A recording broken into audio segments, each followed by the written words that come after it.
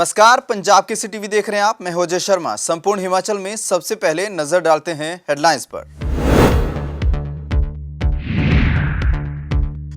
Himachal cabinet की हुई आज अहम बैठक। कोरोना के मामले कम होने पर रात्रि कर्फ्यू हटाने का लिया गया निर्णय। सामाजिक धार्मिक कार्यक्रमों में लोगों के शामिल होने की क्षमता भी बढ़ाकर की गई 50%।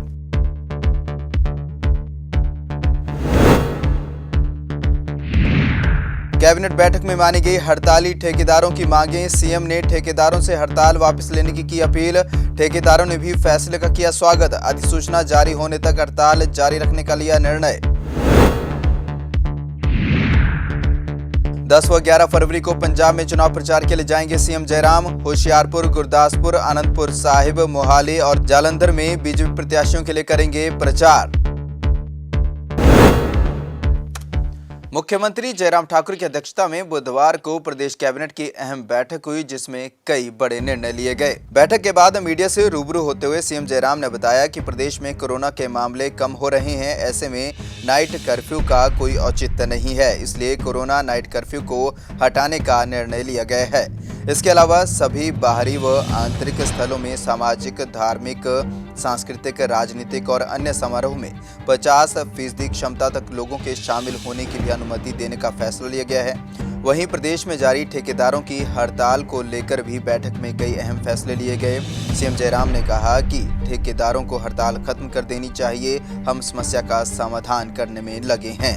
केसेस हमारे एक्टिव कम हो गए हैं काफ़ी हिमाचल प्रदेश में, और उसके अतिरिक्त दूसरा ये भी है कि जो सोशल गैदरिंग में भी हमने जो इंडोर आउटडोर की जो एक लिमिट रखी थी, 300 आउटडोर के लिए रखी थी और उसके बाद 100 अंदर के लिए जो इंडोर रखी थी हमने, तो उसको भी हमने रिलैक्स किया।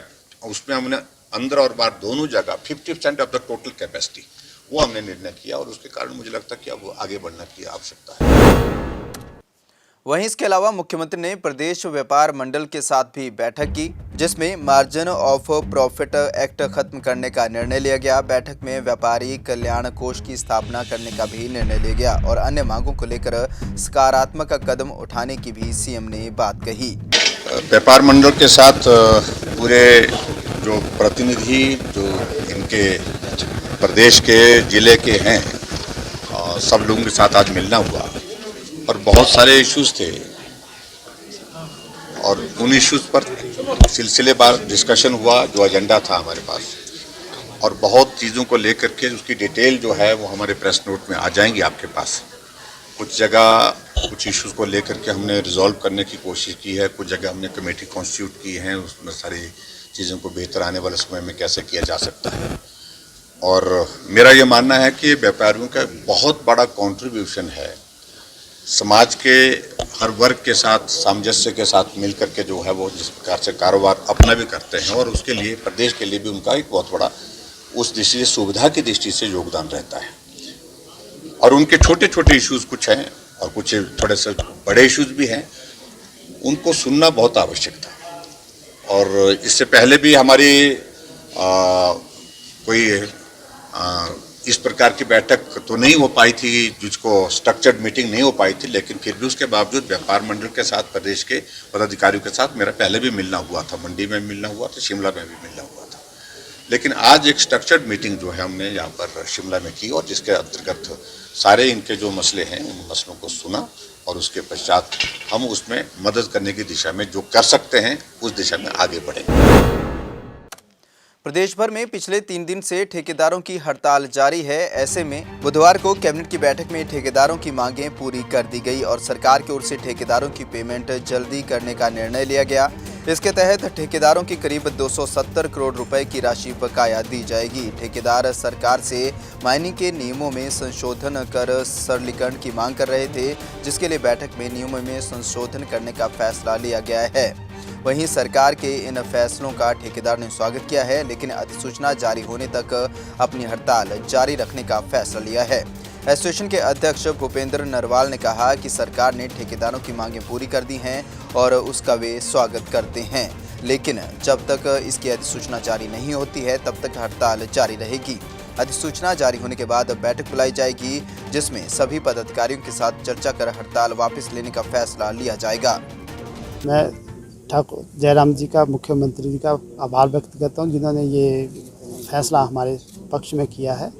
और साथ ही कानून मंत्री श्री सुरेश भारद्वाज जी जिन्होंने हमारा इसमें पूरा सहयोग दिया है, और उनके कहने पे भी हमने पहले भी ये बर्फ़ हटाने का काम किया था, तो उनका हम तहे दिल से धन्यवाद करते हैं। देखिए, जो ये रूल अमेंडमेंट की बात हुई है, इसका तो नोटिफिकेशन जैसे ही आता तो हमें तब पता लगेगा, लेकिन जो भी आज फैसला लिया गया है हमारे इस पक्ष में, उससे हम सेटिस्फाई। और पेनल्टी जो पिछली पेमेंट है पेनल्टी के साथ निकालने की कोशिश की है, वो एक अच्छा फैसला है हमारे लिए। जी देखिए, अभी तो आज हम हड़ताल तो ख़त्म नहीं करेंगे जब तक ये हमें नोटिफिकेशन का कोई पता नहीं लगता, तो आप बाकी हम आपस में बैठ के इस पे विचार करेंगे। जो भी फैसला हमारी यूनियन कार्यकारिणी लेगी वो हम आपको अवगत कराते हैं।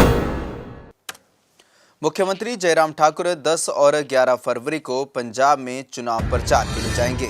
मुख्यमंत्री जयराम ठाकुर होशियारपुर, गुरदासपुर, आनंदपुर साहिब, मोहाली और जालंधर में बीजेपी प्रत्याशियों के लिए चुनाव प्रचार करेंगे। बता दें कि पंजाब में 20 फरवरी को विधानसभा चुनाव के लिए मतदान होना है। ऐसे में सभी पार्टियां जीत के लिए जमकर मेहनत कर रही हैं। इसी कड़ी में सीएम जयराम भी कल और परसों पंजाब में बीजेपी प्रत्याशियों के लिए चुनाव प्रचार करेंगे।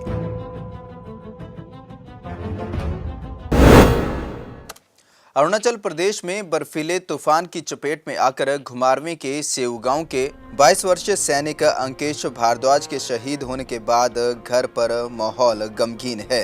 पूरे गांव के साथ साथ समूचे क्षेत्र के लोग शहीद सैनिक के घर पहुंच रहे हैं और परिजनों को ढांढस बंधा रहे हैं। पिता बांचाराम ने बताया कि अंकेश को सेना में जाने का शौक था, क्योंकि उसके चाचा ताया सभी सेना में थे। बचपन से ही उसे देश सेवा करने का जज्बा उसके दिल में कूट-कूट कर भरा था। सेना में जाने के लिए भी अंकेश ने बड़ी मेहनत की थी और सेना में भर्ती होने के बाद वह काफी खुश था। अंकेश 2019 में जैक 19 राइफल में भर्ती हुआ था।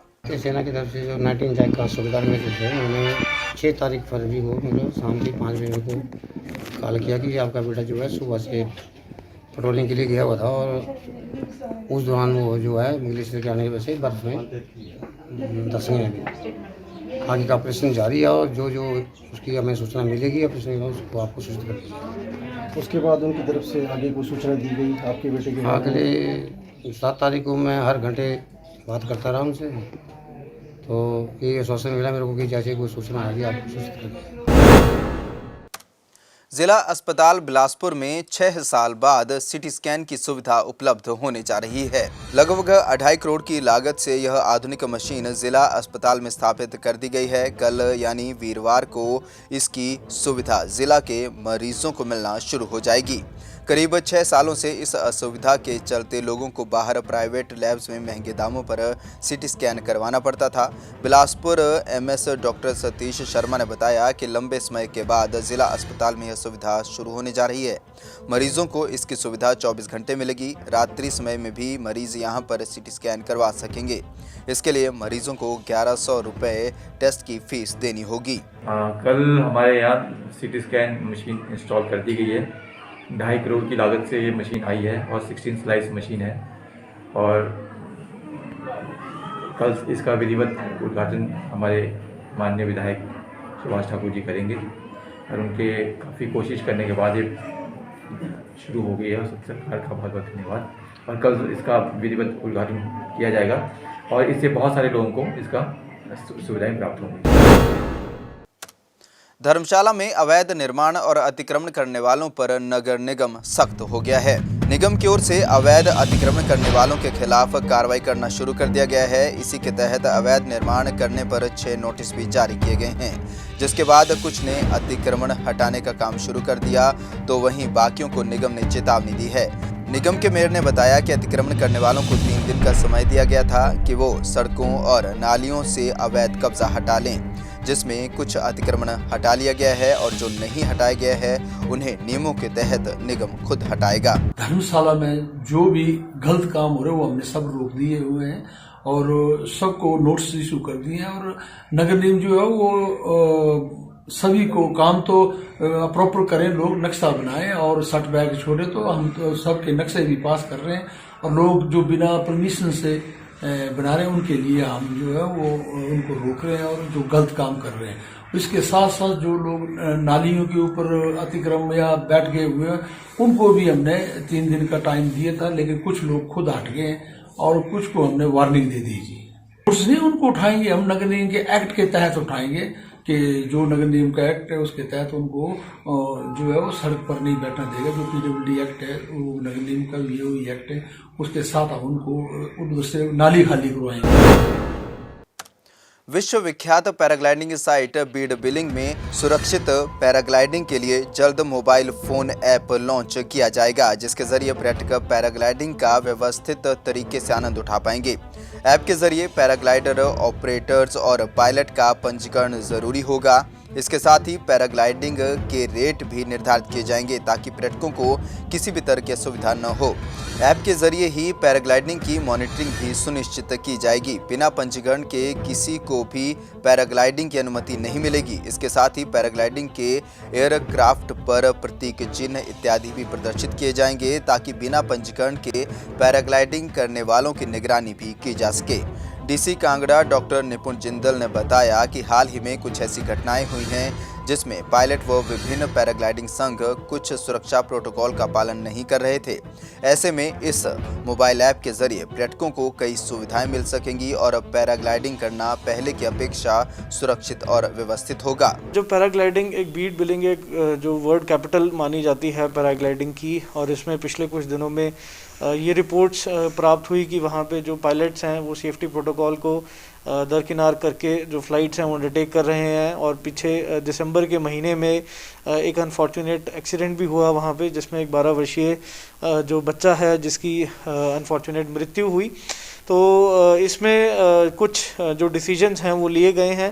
पहली चीज़ तो क्योंकि आमतौर पर ये कंप्लेंट रहती थी कि अनरजिस्टर्ड पायलट्स हैं वो वहाँ से जो फ़्लाइट्स हैं वो लेते हैं, तो इसके लिए टूरिज़्म डिपार्टमेंट को सख्त निर्देश दिए गए हैं कि जितने भी ऑपरेटर्स हैं और जितने भी हमारे पायलट्स हैं, जितना भी इक्विपमेंट है उसको रजिस्टर किया जाए और उसकी एक सभी जो रजिस्ट्रेशन की सूची है एक मोबाइल एप्लीकेशन पे मेंटेन किया जाए उसको। और जो टूरिस्ट हैं उनसे भी ये आग्रह किया जाएगा कि ये मोबाइल एप्लीकेशन के माध्यम से ही अपनी जो फ़्लाइट्स हैं वो बुक करें, क्योंकि उसके अंदर सभी प्रकार का लॉग, किस पायलट ने कितने फ्लाइंग आवर्स किए हैं, कौन से इक्विपमेंट ने कितने फ्लाइंग आवर्स किए हैं, तो ये सब उसके अंदर मेंटेन रहेगा। और इसके अतिरिक्त जो चार्जेस हैं पैराग्लाइडिंग के उनको भी रेगुलेट करने का निर्णय लिया गया है। और इस बारे में जो SDM बैजनाथ हैं वो अपनी सभी स्टेक होल्डर्स के साथ एक मीटिंग कंडक्ट करके अगले हफ्ते तक हमें ये जो प्रपोज़ल है रेगुलेट करने का वो भेज देंगे। और इससे डेफिनेटली जो ये जो पैराग्लाइडिंग का जो एक्टिविटी है काफ़ी हद तक सेफ और रेगुलेटेड बनाने के प्रयास किए जा रहे हैं। मंडी स्थित प्राचीन भूतनाथ मंदिर में तारारात्रि से शिव और देवी देवताओं के विभिन्न स्वरूपों के दर्शनों का दौर जारी है। वहीं बुधवार को प्राचीन भूतनाथ मंदिर में बाबा भूतनाथ का श्रृंगार त्रिपुरा में स्थित प्रसिद्ध शक्तिपीठ माता त्रिपुरी सुंदरी के रूप में किया गया। श्रद्धालुओं ने भी आस्थापूर्वक माता के दर्शन कर उनका आशीर्वाद ग्रहण किया। आज बाबा भूतनाथ महादेव मठ मंदिर मंडी हिमाचल प्रदेश का श्रृंगार माता त्रिपुर सुंदरी शक्तिपीठ त्रिपुरा के स्वरूप में कर रहा हूँ, जिससे सभी भक्तों को, माताओं बहनों, जो भी भक्तगण हैं, सबको बाबा भूतनाथ और माता पार्वती जी जो शक्तिपीठ के स्वरूप में त्रिपुरा में विराजमान है, उनका आशीर्वाद प्राप्त हो सके। माता त्रिपुर सुंदरी 51 पीठों में एक पीठ है।